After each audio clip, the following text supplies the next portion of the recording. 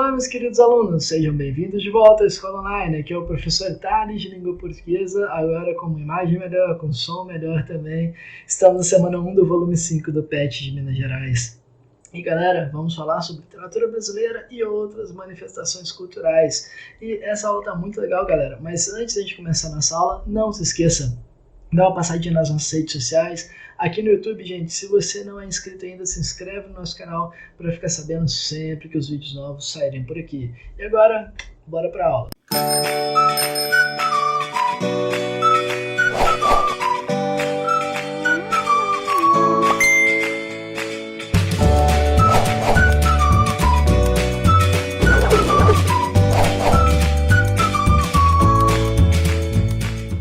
Bom, gente, o texto aqui, né, começa sobre falando sobre uma pequena introdução aqui, né, sobre a questão da leitura, né? Então a gente vai falar bastante sobre como a leitura e outros processos assim eles afetam a gente, né?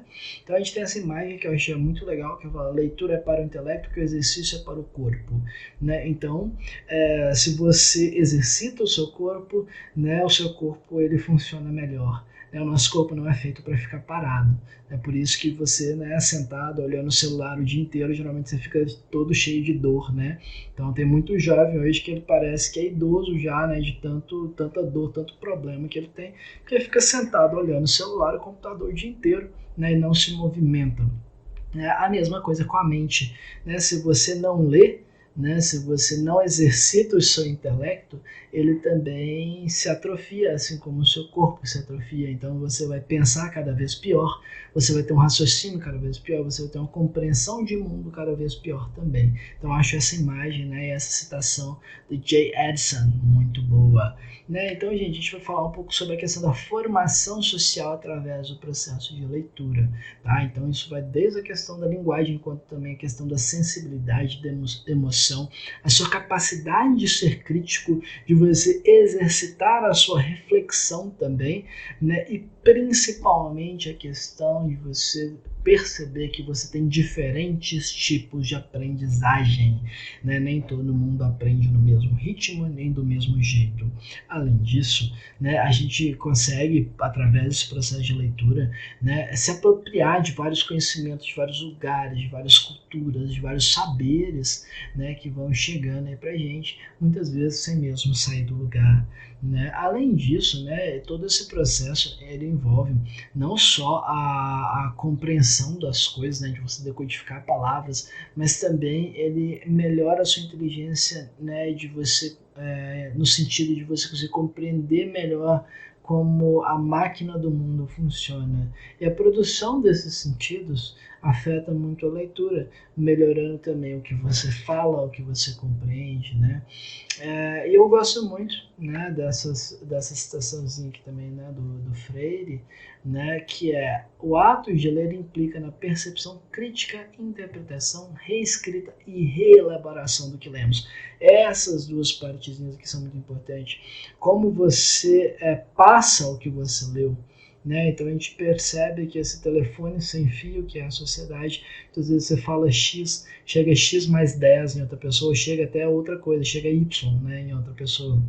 Então é bem importante a gente perceber, né, que esse ato de leitura ele melhora muito a nossa qualidade de vida, beleza? Principalmente porque a leitura é esse exercício, né, do intelecto humano. Bom, galera, a atividade 1, né, a gente tem aqui a citação, né, da Cora Coralina. O saber a gente aprende com os mestres, com os livros, e a sabedoria se aprende com a vida e com os humildes.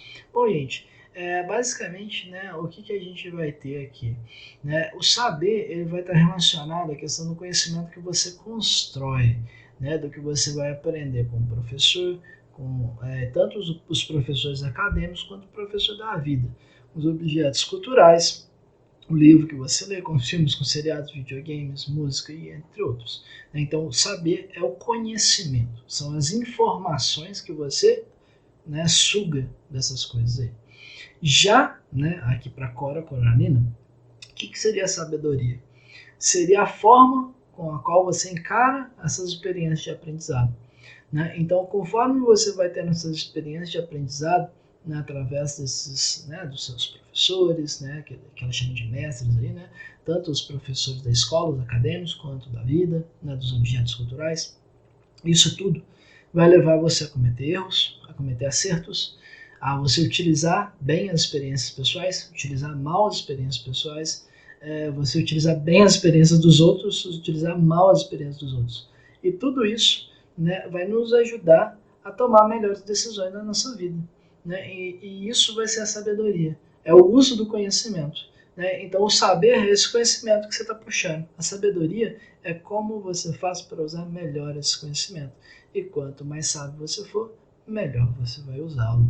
Beleza? Isso tudo depende muito, né? Não só de capacidade intelectual, mas muitas vezes de inteligência emocional também, né? E outros fatores.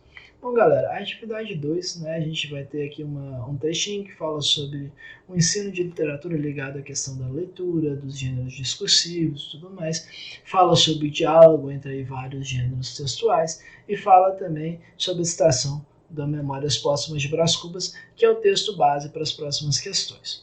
Né? Então, essa citação diz o seguinte: há algum tempo hesitei se devia abrir essas memórias pelo princípio ou pelo fim, isto é, se por em primeiro lugar o meu nascimento ou a minha morte. Suposto o uso vulgar seja começar pelo nascimento. Né? Duas considerações me levaram a adotar diferente método. Então, o que ele está falando? Ele está hesitando se ele começa o livro dele pelo começo ou pelo final. E né, o começo ele diz que é o nascimento, o final ele diz que é a morte dele. E ele diz que o uso vulgar, ou seja, o uso comum, né, o uso que as pessoas, todo mundo faz, né, é começar pelo nascimento.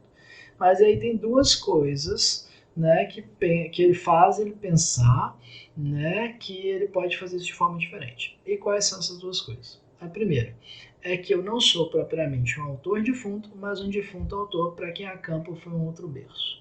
Né? Então, o que ele está falando aqui? Que a primeira é que ele não é um cara que escreveu um livro e depois ele morreu e você está lendo agora um cara que escreveu um livro em vida e depois morreu e está lendo agora a obra dele. Ele é um cara que morreu, ou seja, é um defunto, e que depois que ele virou um defunto ele resolveu escrever. E que, né, o lugar que ele está enterrado é um novo berço, ou seja, ele ressurgiu. Legal, né? E a segunda, né, é que o escrito ficaria assim mais galante e mais novo. Ou seja, se ele escrever dessa forma, ele vai fazer uma coisa diferente, uma coisa, né, ali mais chavosa, né? Então vai ficar bem bacana. E ele diz, né, ao final, Moisés, que também contou a sua morte, não a pôs no introito, mas no cabo. Diferença radical entre este livro e o Pentateuco, né? Ou seja, Moisés ali, né, que também fala sobre a sua própria morte, ele não colocou na introdução, colocou, né, no final. Então, e ele se diferencia, né, dessa forma, né, de Moisés também. Tá? Então, olha só, a atividade, né, ela tem algumas questões que são bem interessantes, né, e a questão C aí vai ser uma coisa mais para a gente fazer aqui pelos comentários do YouTube. Então, a letra A, né, a gente tem o seguinte: qual das justificativas apresentadas pelo autor lhe pareceu mais interessante para iniciar a escrita pelo fim? Né? Então, a escrita do livro não começa necessariamente pelo fim, mas pela morte, né? Porque não é o final. Na verdade, a morte, né, ele fala, né, que o seu caixão foi também um novo berço. Então, é o local de nascimento enquanto escritor. Né? Então, isso a gente não vai. Eu, pelo menos, não consigo interpretar isso como um fim. A morte foi uma passagem, ok, né? Só que a morte foi o novo nascimento dele. Então, eu não diria que isso vai começar pelo fim, mas sim pela morte, beleza? Isso acontece, né, porque Brás Cubas é um defunto autor, né, ou seja, é alguém que começou a escrever depois que morreu, né, e uma coisa muito legal de você fazer isso, né, é que ele pode às vezes desprendido da preocupação de uma pessoa viva. Então ele pode falar mal de quem ele quiser, pode falar bem de quem ele quiser, ele pode contar a verdade sem ter medo de nenhum tipo de retaliação, né? Claro que é subjetivo, né, dele, essa verdade é uma verdade subjetiva, é apenas pertencente a ele, mas é legal porque ele se despreende dessas questões, dessas preocupações que a gente tem, né? Então eu acho que é um raciocínio muito bacana que ele monta, né? Inclusive é um livro excelente. Bom, galera, Aí a segunda pergunta, qual o motivo de Moisés fazer parte desse início da escrita do livro, né? Então, Moisés, nos textos bíblicos, também conta, né, as suas memórias. E esse tipo de diálogo que ele faz ali com Moisés, né, inclusive ele cita o livro, né, como Pentateuco ali, é o diálogo que a gente chama de intertextualidade, beleza? O autor das memórias, ele usa essa técnica para fazer uma comparação entre as duas escritas, a escrita dele e a escrita de Moisés, né? E ele exerce, através disso, uma coisa que a gente chama metalinguagem, que é você falar do próprio tipo de texto que você está escrevendo. Né? Então, o Machado de Assis, através aqui do escritor Brás Cubas, dentro das memórias, né, ele faz todo esse exercício, né, de intertextualidade, né, de fazer uma referência mais erudita para fazer esse exercício da metalinguagem, né, sobre a escrita do próprio texto dele. Beleza? E na letra C, galera, bom, eu não tenho nenhuma palavra ali que eu não conheça, né? Então eu vou deixar essa letra C para vocês. Se tiver alguma palavra que vocês não conheçam, alguma coisa que vocês tiverem dúvida, galera, coloca aí nos comentários, tá? Do nosso vídeo, que aí a gente interage por aqui e eu consigo ajudá-los. E além disso, né, gente, pra gente finalizar, tinha esse trechinho aqui, né, do Para Saber Mais, sobre, né, os sujeitos da literatura. Esse trecho, galera, ele é um trecho que vai falar sobre como que vários autores diferentes, né, eles mudaram, né, um pouco da escrita da época deles, beleza? Então traz aqui desde o final do século XVII até o início do século XVIII. E como que cada um desses caras foi mudando um pouco, né, modificando um pouco, né, dos estilos de escrita, né, principalmente usando um pouco mais a ironia, usando um pouco mais a elegância, fazendo referências externas. E por que isso aqui, né, tá lá no material do PET? Julgo eu que é para mostrar que o Machado de Assis estava fazendo o mesmo, né? Porque o Machado de Assis é um cara que o mundo inteiro vai ler, né? E vai perceber o quão bom ele é como escritor. É exatamente porque ele consegue trazer esse estilo elegante e esse estilo irônico para fazer observações sobre a vida social. Beleza? Então, esse trecho aqui, galera, apesar dele ser muito falar, ter muita informação, muita coisa assim, ele vai se resumir nessa informação que eu estou dando para vocês, tá bom? E eu sugiro também, né, se você gosta de leitura, se você gosta do Machado de Assis e tudo mais, leia também esses outros autores, né, no geral aqui na verdade são jornalistas, né, que estarão, né, aí mudando um pouco o estilo de escrita da época, tá bom? Galera, se você gostou dessa aula, deixa aquela curtida, deixa um comentário aqui também, tá? E a gente vai se ver ainda nessa semana. Videozinho da semana 2 sai ainda aqui, né, para vocês durante essa semana. Espero que vocês tenham ótimos estudos e a gente se vê no próximo vídeo.